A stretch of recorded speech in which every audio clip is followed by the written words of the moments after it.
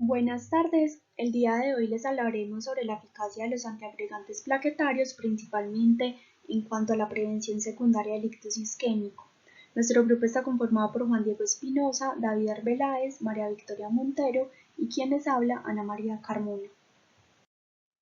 Esta es nuestra tabla de contenido. Primero hablaremos un poco sobre las generalidades del ictus isquémico, después abarcaremos un artículo que es de los agentes antiagregantes plaquetarios en la prevención secundaria del ictus isquémico y posteriormente trataremos los temas que tiene dicho artículo. El ictus es un déficit neurológico súbito debido a un grupo de trastornos de la circulación cerebral.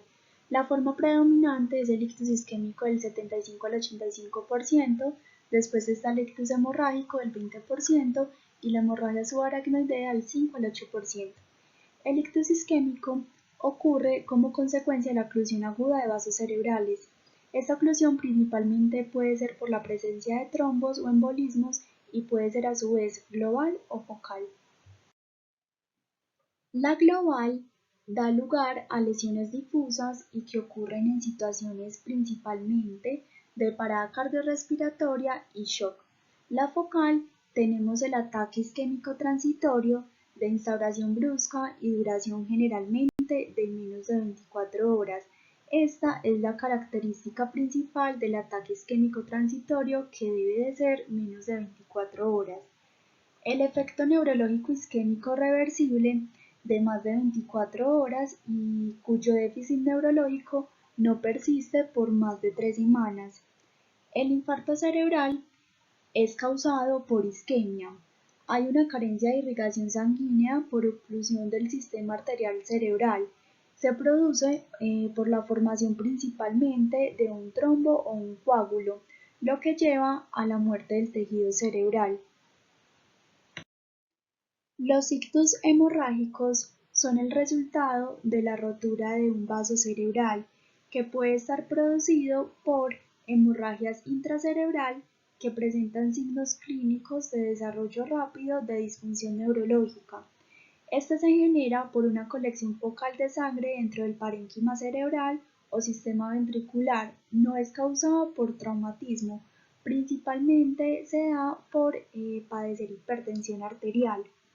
El ictus que es causado por hemorragia subaracnoidea presenta signos clínicos de desarrollo rápido de disfunción neurológica. El paciente puede presentar cefalea y esta hemorragia está dada en el espacio subaracnoideo y al igual que la intracerebral tampoco es causada por traumatismo. Acá podemos observar unas señales de alarma que puedan dar indicios de que se está sufriendo un ictus. Pérdida brusca de movilidad o fuerza en media parte del cuerpo, pérdida repentina de la capacidad para hablar, dificultad para expresarse y ser entendido por los demás, falta de sensibilidad en media parte del cuerpo, dolor de cabeza súbito, de alta intensidad, inhabitual y sin causa aparente, sensación de vértigo, inestabilidad, desequilibrio y confusión repentina, pérdida de la visión que puede ser total o parcial que aparece súbitamente. Algunos factores de riesgo que pueden predisponer a padecer ictus es la hipertensión arterial, la diabetes, enfermedades cardíacas, colesterol alto, apnea del sueño, obesidad, tabaquismo, abuso del alcohol, sedentarismo y estrés. Este es el artículo del cual les vamos a hablar. Se llama Agentes antiagregantes plaquetarios en la prevención secundaria del ictus isquémico. Es del Instituto de Neurología y Neurociencia de Cuba. Las personas que han presentado un accidente transitorio de isquemia o un ictus tienen un alto riesgo de presentar un evento recurrente. Los agentes antiagregantes plaquetarios representan la terapia de primera línea en la prevención secundaria del ictus isquémico. El siguiente artículo resume de modo de acción, eficacia y eventos adversos de los medicamentos antiagregantes plaquetarios. Además, incluye los resultados de diferentes estudios clínicos en cuanto a la prevención secundaria del ictus isquémico y la eficacia de cada uno de estos. Los agentes antiplaquetarios como la aspirina, la diclopidina, el clopidogrel y la combinación de aspirina y dipiridamol de acción sostenida han demostrado reducir el riesgo de ictus isquémico después de presentar un accidente transitorio de isquemia o un ictus previo. Como introducción, el ictus se ubica entre las tres primeras causas de mortalidad, la segunda demencia en personas de edad media y avanzada y la primera de discapacidad resultante. Su tasa anual se está incrementando debido al aumento de expectativa de vida de la población y de los pacientes que sobreviven a un primer episodio de ictus. Anualmente, cerca de 15 millones de personas sufren de ictus. El 20% de las personas que sobreviven requieren de cuidado institucional durante 3 meses y de un 15 a un 30% sufren discapacidad permanente. Además, se observa un aumento de su incidencia en edades más tempranas de la vida. La probabilidad de recurrencia de ictus a partir del primer año de haber sufrido un primer evento es del 12% y después de los 5 años de un 30%, lo cual demuestra que hay una alta probabilidad de padecer un segundo evento. Por otra parte, una historia previa de ictus aumenta el riesgo de muerte por causas cardiovasculares fundamentalmente a partir del tercer año. El accidente transitorio de isquemia es un importante predictor del riesgo del ictus. El mayor riesgo de un ictus recurrente se presenta en las primeras horas o días después de sufrir un accidente transitorio de isquemia o un ictus, por lo que la prevención secundaria constituye la piedra angular en este tipo de pacientes. La aterosclerosis, causa subyacente del ictus, es un proceso inflamatorio caracterizado por cambios en la pared arterial. Tras el daño endotelial, las plaquetas se adhieren al subendotelio, se activan, estimulan la generación de trombina y favorecen la generación de trombos que interrumpen parcial o totalmente el flujo sanguíneo, provocan fenómenos trombóticos o pueden fracturarse y convertirse en fuente de embolismo arteria-arteria. Tomando en consideración los antecedentes expuestos, las plaquetas constituyen el blanco de acción de diferentes agentes terapéuticos de antiagregantes plaquetarios, los cuales forman parte de las conductas universales a seguir en la prevención secundaria del ictus isquémico con el objetivo de restaurar el flujo sanguíneo en pacientes con antecedentes de ictus isquémico cuando no existen contraindicaciones específicas. En cuanto a la estructura y función de las plaquetas también son conocidas con el nombre de trombocitos. Estos son fragmentos de células que son derivadas de la médula ósea llamadas megacariocitos. Son células anucleadas en forma de disco que tienen un tiempo de vida media entre 8 y 10 días aproximadamente. La función principal de las plaquetas consiste en reconocer cualquier daño en el sistema vascular y responden actuando en el sitio de la lesión. Los fosfolípidos de la membrana, cargados negativamente, proporcionan una superficie sobre la cual las enzimas de la coagulación pueden funcionar eficientemente, mientras que los receptores de las glicoproteínas sobre la superficie de las plaquetas actúan como puntos de unión tanto para otras plaquetas como para varios componentes del plasma que son necesarios para la formación del coágulo.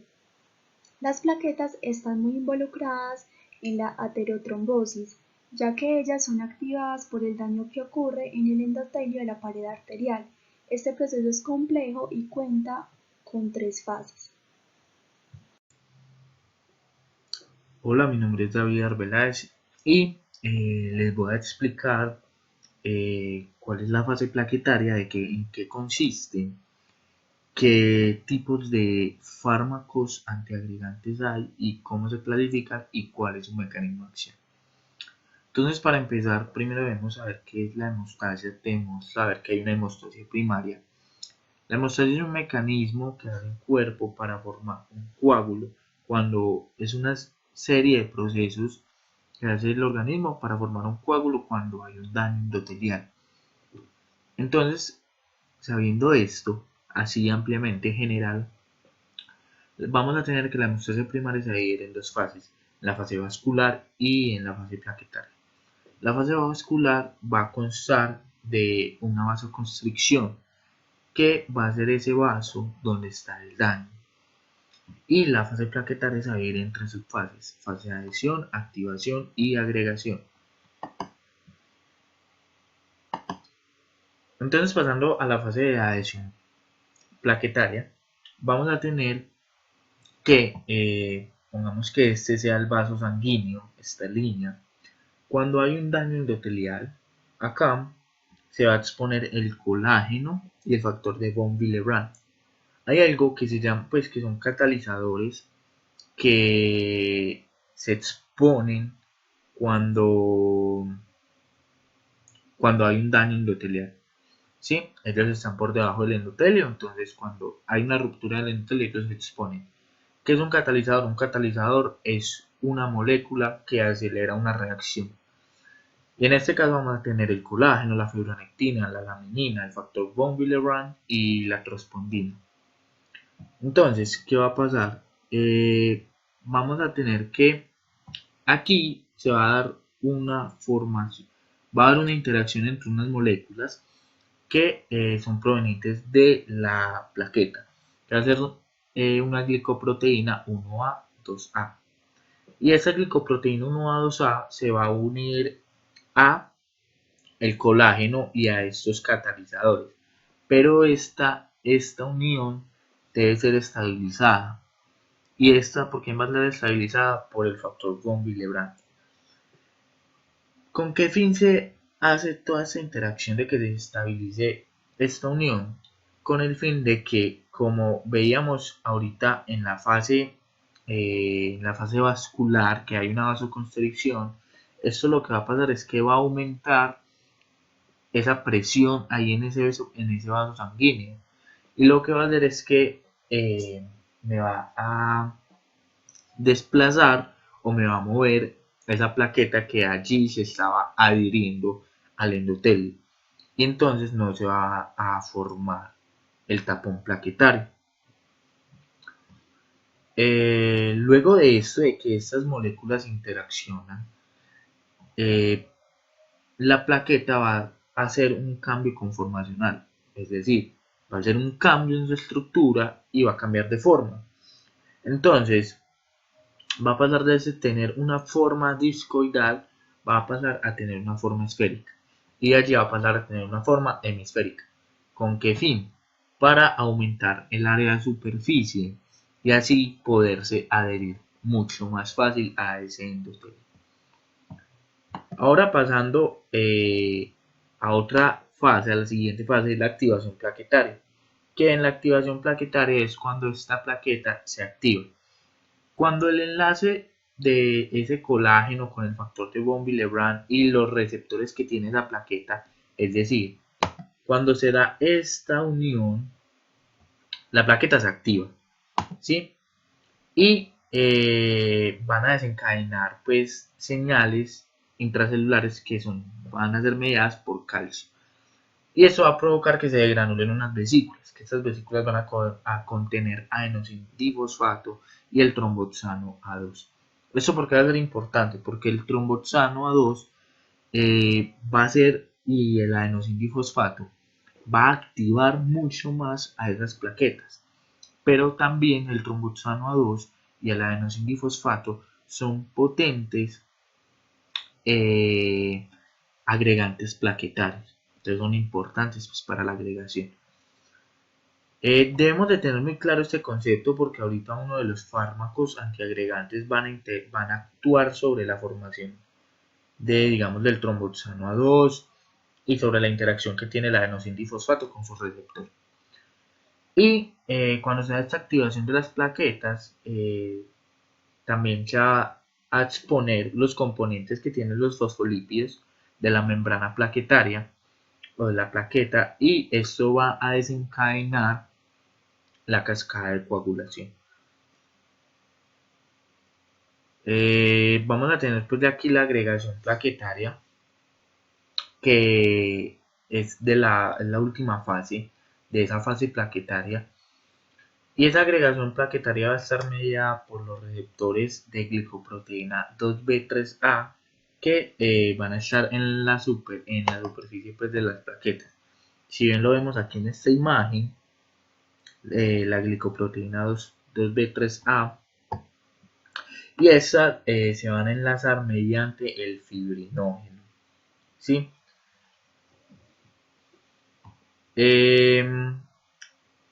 Estas glicoproteínas 2B3A normalmente están inactivas, porque si estuviesen activas estarían juntándose pues y formando trombos, pues que no es lo que sería común.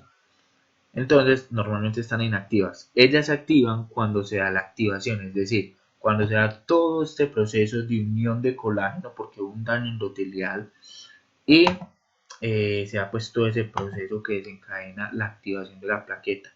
Y allí se activan pues estas glicoproteínas. Ya vamos a hablar como de vamos a hablar de la clasificación de los antiagregantes. Y vamos a tener antiagregantes que son inhibidores de la ciclooxigenasa, como lo es el ácido acetilsalicílico y el triflusal, inhibidores de la fosfodiesterasa, como el dipirimidol y el cilostazol.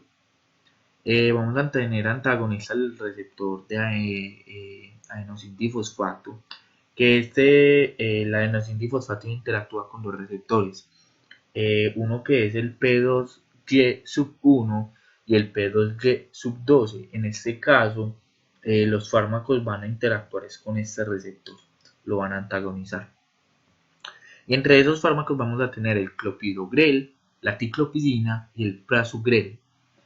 Y vamos a tener antagonistas de los receptores de glicoproteína 2B3A, como el abciximab, el eptifibatide y el tirofiban.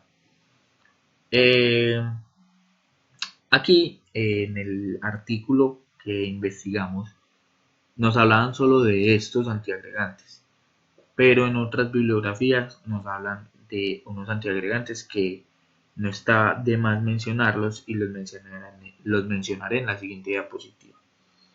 Entonces, los inhibidores de la ciclooxigenasa, como lo es el ácido acetilsalicílico, lo que van a hacer es que van a inhibir la ciclooxigenasa 1.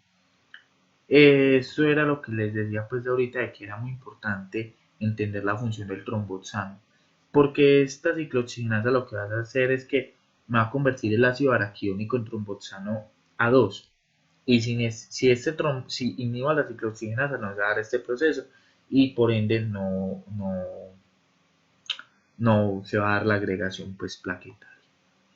Vamos a tener otros medicamentos pues que son los inhibidores pues de la proteína o el receptor PDY sub 12, que entre ellos pues vamos a tener unos fármacos que fueron los que les leí ahorita, que son las tienopiridinas, que las tienopiridinas lo que van a hacer es que son antagonistas irreversibles. Y entre ellos tenemos la ticlopidina, el clopidogrel y el prasugrel. Y vamos a tener antagonistas que son reversibles, que entre estos vamos a tener el ticagrelor, el elinogrel y el cangrelor. Otro tipo de fármacos que no los había mencionado en la diapositiva anterior, pero que sí sirven para que son antiagregantes, son antagonistas del receptor SPAR o antagonistas del receptor de trombina. Entre ellos tenemos el borapaxar y el atopaxar. Y los antagonistas de la glicoproteína 2B3A, que pues entre ellos vamos a tener el abciximab, el eptifibatide y el tirofiban. ¿Cuál es el mecanismo de acción pues, de estos fármacos? Entonces, de los de la PDY12, lo que van a hacer es que esta proteína está acoplada por una proteína G inhibitoria. Es decir, cuando llega el ADP y se une a esta proteína, se va a disociar esa proteína G inhibitoria y va a ir a una adenilactociclasa y la va a inhibir. Si está inhibida la adenilactociclasa, lo que va a pasar es que, ¿cómo se dice? O sea, cuando la adenilactociclasa no está inhibida, se genera AMP cíclico, y ese AMP cíclico lo que va a hacer es que aumente el calcio intracelular, o sea, se ve como un secuestro de calcio intracelular, y esto va a inducir a que no se dé pues la agregación plaquetaria. Pero como esta proteína está acoplada a la proteína G inhibitoria, entonces va a inhibir esa adenilactociclasa y no se va a dar todo ese proceso. Si yo pongo un inhibidor, un antagonista de esa proteína, lo que va a hacer es que no se va a liberar esa proteína inhibitoria y se va a dar todo el proceso que les estaba mencionando de la N-glutaciclasa, aumenta el AMP cíclico y hay como un secuestro de calcio, entonces se va a dar un efecto antiagregante. Y ya pues los antagonistas de los receptores de la glicoproteína 2B3A es que lo antagonizan y si no están eh, estos receptores pues no va a tener la posibilidad de unirse al fibrinógeno. Bueno, muy buenos días, yo soy Juan Diego Espinosa. Para dar continuación hablaremos acerca de la terapia antiagregante plaquetaria utilizada en la prevención secundaria del ictus no cardioembólico o del accidente isquémico transitorio. Tenemos que tener en cuenta que existen 4 tipos de agentes antiplaquetarios aprobados ya por la FDA que se han demostrado que pueden reducir el riesgo de ictus después de un ictus o de un accidente isquémico transitorio. Ellos son la aspirina más el dipiridamol, el clopidogrel y la triclopidina. Se han demostrado que estos como en promedio reducen en un 22% el riesgo relativo del ictus, infarto o muerte. En un metaanálisis publicado por la American Stroke Association se analizaron los resultados de 21 ensayos aleatorizados en el que se pudo comparar la terapia antiplaquetaria versus el placebo en 18.270 pacientes que hubieran sufrido de un accidente isquémico transitorio o un ictus previo. En este, el uso de la terapia antiplaquetaria fue asociada con un 28% de reducción del riesgo relativo de ictus no fatales y un 16% de reducción de ictus fatales. Teniendo en cuenta que en este metaanálisis se usaron medicamentos como la aspirina, la ticlopidina y clopidogrel. La aspirina es uno de los medicamentos más usados para la prevención secundaria del ictus. Tiene una toxicidad que varía dependiendo de la dosis y una de las manifestaciones más concurrentes de la toxicidad es la hemorragia gastrointestinal.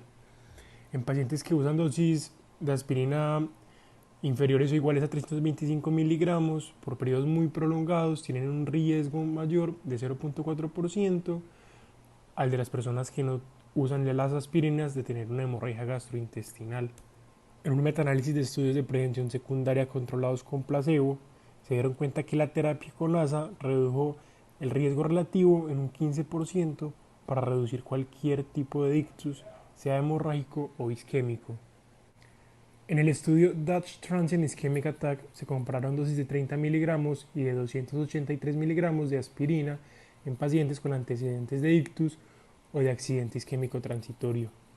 No se encontraron diferencias significativas entre las ambas dosis. La dosis de 30 miligramos presentó una mejoría del 14.7% y la dosis de 283 miligramos presentó una mejoría del 15.2% con relación a la variable del infarto agudo del miocardio, de los ictus no fatales o de la muerte por una causa vascular.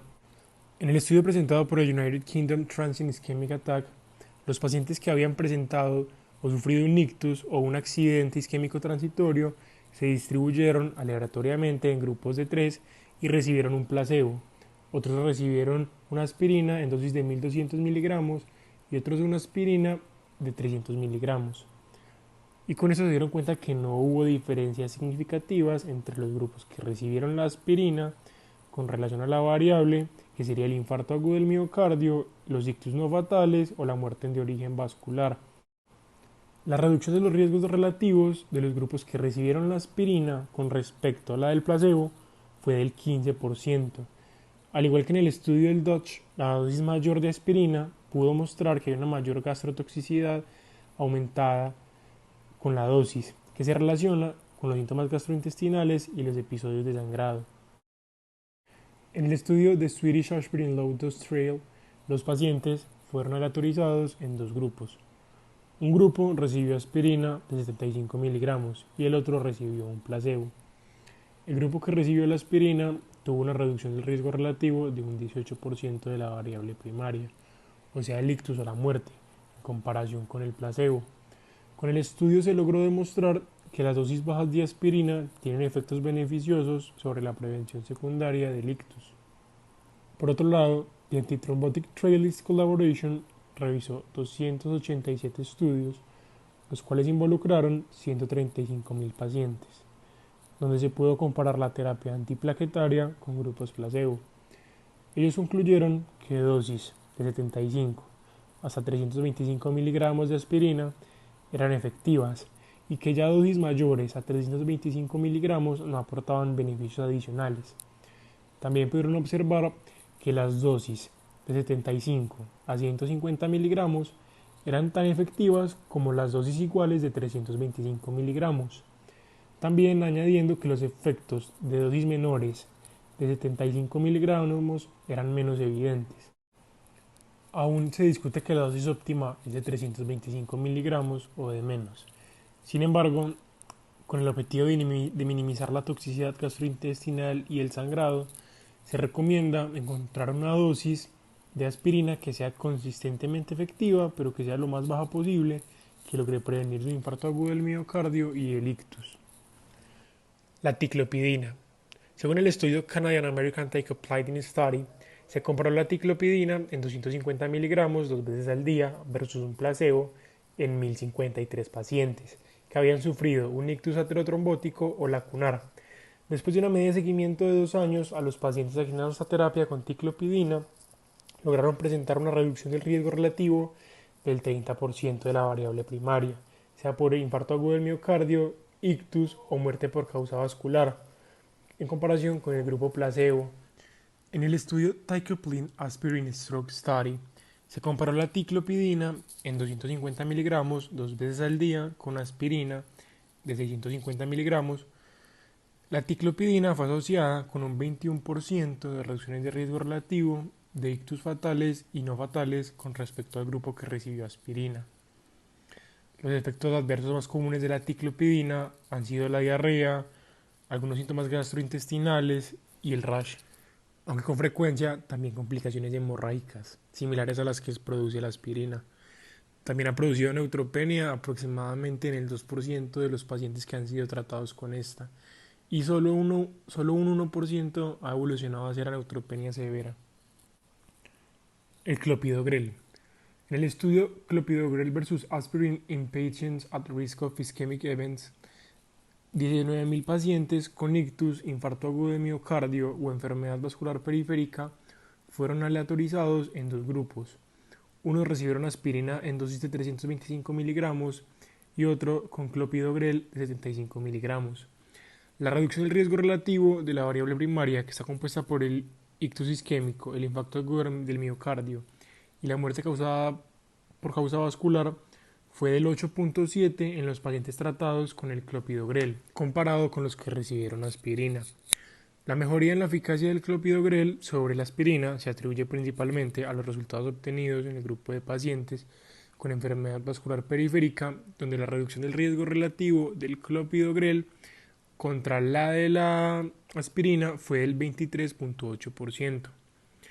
El clopidogrel ha mostrado una seguridad comparable a la de la aspirina, pero no ha podido ser superior a la ticlopidina. Los efectos adversos, al igual que en los pacientes tratados con ticlopidina, se da la diarrea y el rash, que son mucho más frecuentes con el clopidogrel que en aquellos que reciben aspirina, aunque los síntomas gastrointestinales y las hemorragias son mucho menos frecuentes que en aquellos que toman la ticlopina o la aspirina. Existen algunas evidencias de que inhibidores de la bomba de protones, como es el caso del omeprazol, pueden reducir la eficacia del clopidogrel, por lo que la administración de este fármaco en pacientes que toman clopidogrel puede conducir a un incremento del riesgo de eventos vasculares. Gracias. Hola, mi nombre es Victoria Montero y les continuaré contando de la terapia combinada de clopidogrel más ASA. Entonces se hicieron varios estudios. Uno de ellos fue el estudio MATCH, donde 7.599 personas participaron. Al azar, a cierto grupo de personas se les dio monoterapia y a otros terapia combinada, ya sea la monoterapia solo con clopidogrel y la terapia combinada con clopidogrel más ASA. durante 3 años y medio. Las variables que mostraban la eficacia de esta terapia eran las rehospitalizaciones por ictus o infarto agudo de miocardio no fatal o muerte por causa vascular. Se me olvida mencionar que estas personas que pues, participaron en este estudio habían tenido ictus o alguna enfermedad vascular. Y los resultados arrojaron que la RRR, que significa reducción del riesgo relativo, fue de 6,4 para el grupo que recibió clopidogrel más ASA versus el grupo de solo la monoterapia. Bueno, en este estudio llamado Charisma incluyó 15.603 pacientes que habían tenido enfermedad de causa cardiovascular o algunos factores de riesgo. Bueno, a esto se les dio terapia combinada de clopidogrel más ASA o ASA más un placebo durante 28 meses, teniendo las mismas como condiciones de eficacia del medicamento. Solo hubo una reducción del riesgo relativo del 0,93% para la variable principal de eficacia, como ya había dicho, que estaba compuesta por infarto agudo de miocardio, ictus o muerte por causa cardiovascular. También cabe resaltar que en los resultados, los análisis que presentaron, un grupo de pacientes que presentaron un ictus previo mostró un incremento de riesgo de sangrado en pacientes que fueron tratados con la combinación clopidogrel más ASA. Y por otra parte, no hubo beneficios significativos en pacientes que recibieron la terapia combinada comparada con los que recibieron la monoterapia con solamente ASA. Bueno, ahora hablaremos de la combinación de la terapia combinada de dipiridamol de acción sostenida y ASA. Uno de los estudios que se hicieron fue el ESPS1 y el ESPS2.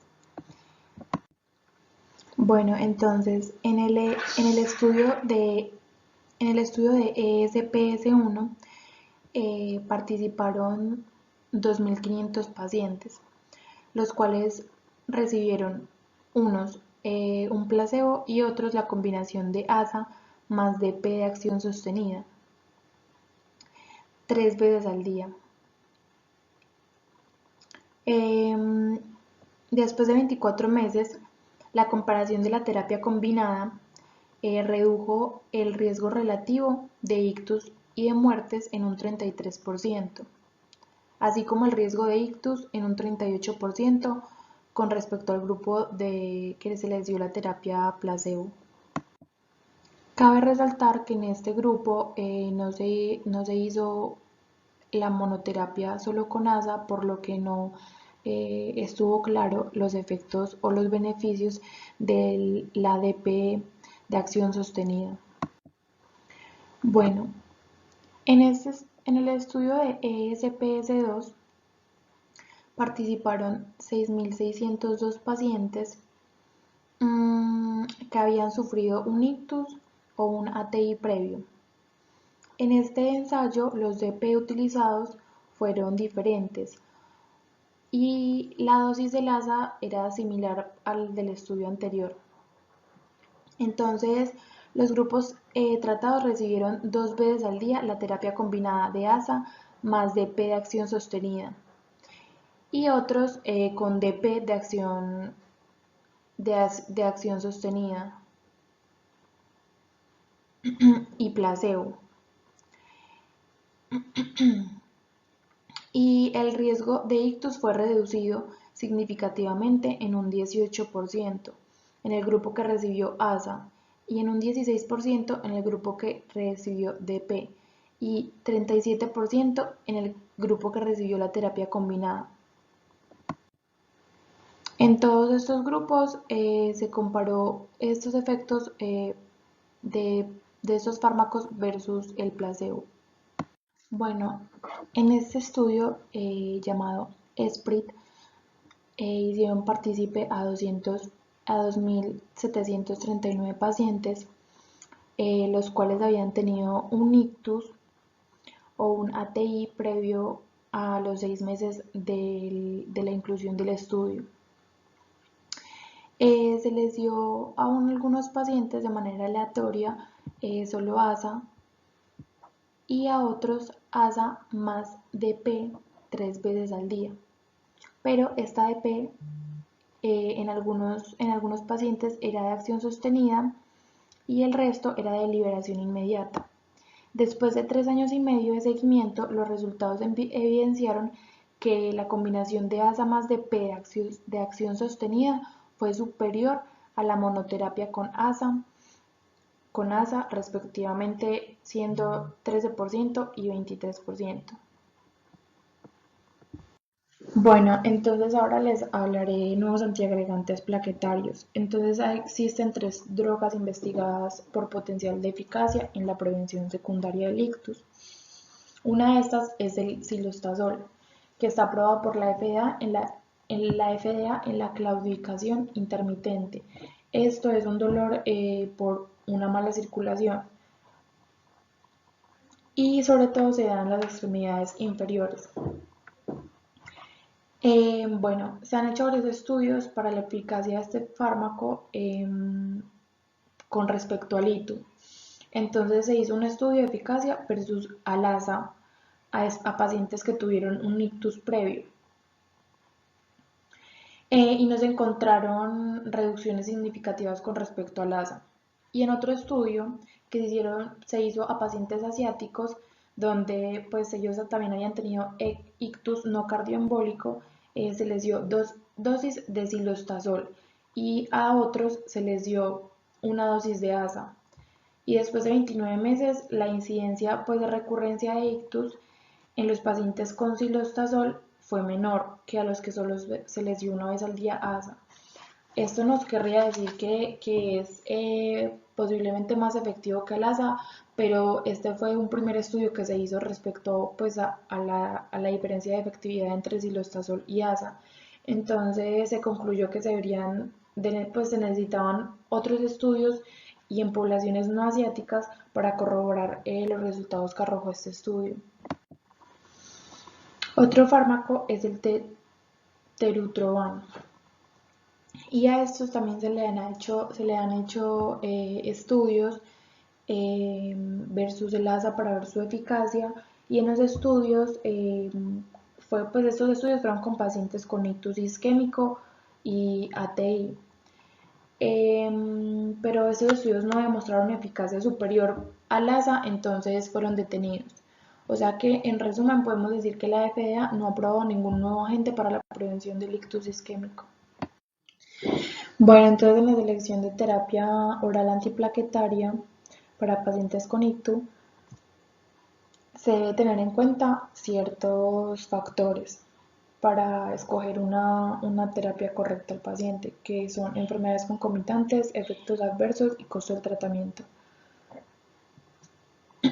Sabemos que la mejor opción de tratamiento para estos pacientes es el ASA, ya que tenemos muchos estudios que sustentan el uso de este y aparte tiene un bajo costo, por lo que el paciente se adhiere más fácil al tratamiento. Y hay que tener en cuenta que el incremento de la dosis no aporta beneficios en pacientes que presentan un ictus isquémico. Entonces, también hay que tener en cuenta que la terapia combinada de ASA más clopidogrel es muy efectiva para prevenir recurrencias de ictus en los primeros 90 días, pero cuando el tratamiento se inicia dentro de las 24 horas de ocurrido el evento, ya que si esto no se cumple, hay un alto riesgo, pues se aumenta el riesgo de hemorragia.